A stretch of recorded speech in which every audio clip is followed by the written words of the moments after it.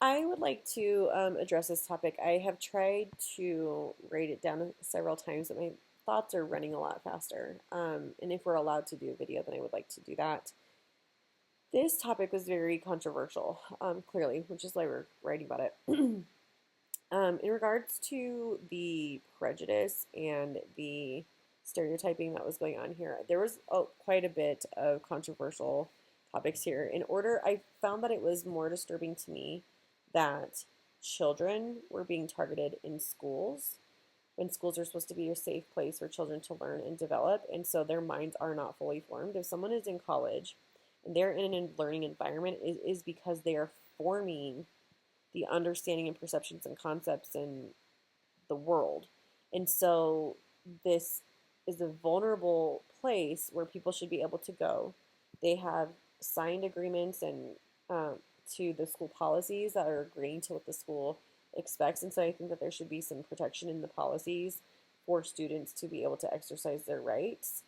As it said, that many students don't say anything because they're afraid of the system, and if they're afraid of the system, that means that they probably haven't been in the system before, and they're probably not aware of the system. So at that point, we should be promoting human rights and informing and educating children, and this does include 18-year-old kids who are maybe not familiar, who maybe were raised right. When we watched the musical, he sounds like he was a really good kid, and that would have been so devastating for his parents. And when so there's a whole lot of strategy that went into this, and I think that there's a lot more stereotyping than just minorities.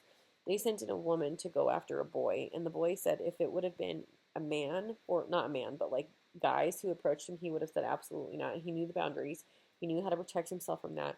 But he was put in a situation where his parents didn't teach him what to do. If an older woman who is intentionally trying to deceive you does these things, and maybe it's because they weren't anticipating that that would be a scenario to happen to him in school. So the strategies that went into manipulating a person who is not wholly developed, if that person is in a learning environment, then that space is supposed to be used for programs that are educational. So for Naomi to be doing the right thing in the right way, absolutely not. The process here is that these are institutions that have policies. And so, with the governing body of the police force, like if somebody is driving and they get pulled over and there was no reason to be pulled over, but they just got pulled over because the cop wanted to, bust someone that day or whatever, then that would be a violation. There has to be a good cause and a good reason for you to get pulled over, the same way that someone has to have a warrant in order to come search your home.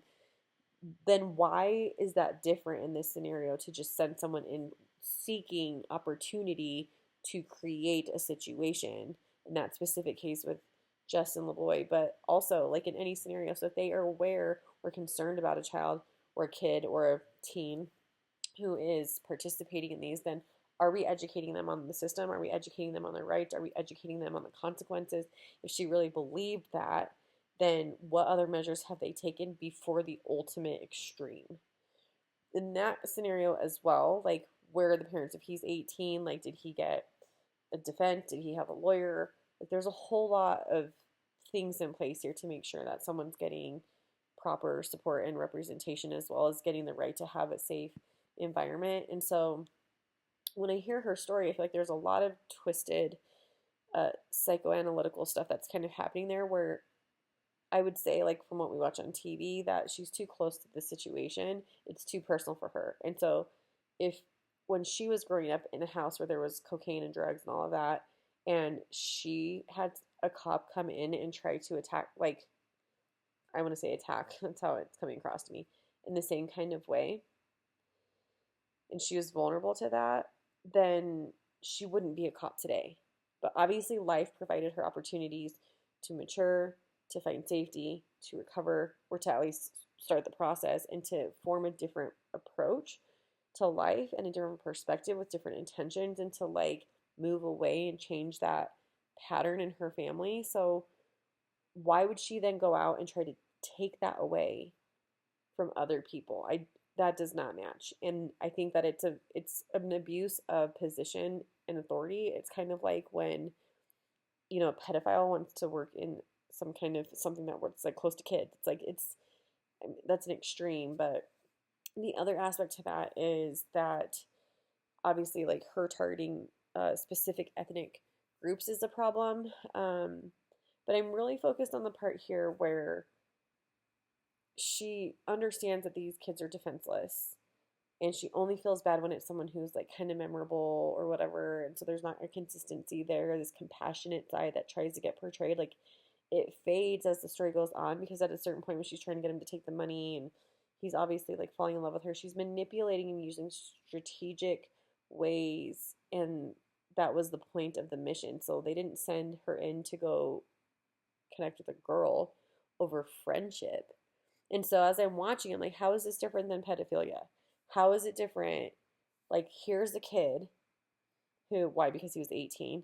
So in schools when they're not 18, we're sending in an adult to an unconsenting person and child with intentions to hurt or harm, intentions to deceive, someone who is defenseless, weaker, and they know that. So that would be considered harassment.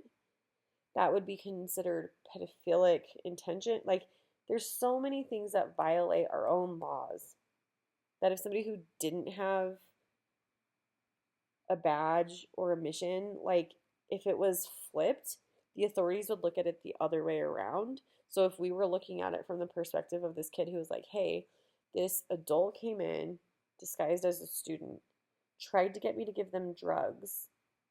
Like if that was a real scenario, we would 100% be like hunting down that authority or that adult. But because it's a police officer, we're like, oh yeah, like this situation makes sense. It doesn't. It's absolutely inhumane on every level.